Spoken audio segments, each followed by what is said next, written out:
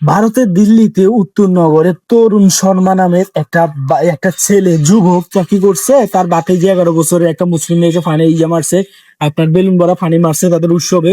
তো এই ঘটনাকে কেন্দ্র করে সে তরুণ শর্মাটাকে ছেলেটাকে কিন্তু মুসলিম যারা ছিল তারা পিটিয়ে হত্যা করে।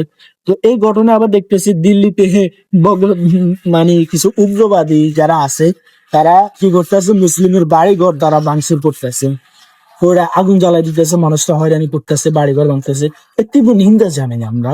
যে ঘটনাটা আপনার যে ঘটনাকে কেন্দ্র করে এমনটা হয়েছে, সেই ঘটনা অবশ্যই অবশ্যই প্রশাসন তার খতিয়ে দেখা উচিত যে এই ছেলেটাকে যে হত্যা করা হয়েছে তো এখানে ছেলেটার কোনো দোষ আছে কিনা, আর যারা হত্যা করছে তারা তাই সেই ছেলেটাকে যে কেন মারছে তা অবশ্যই আপনার খতিয়ে দেখা উচিত।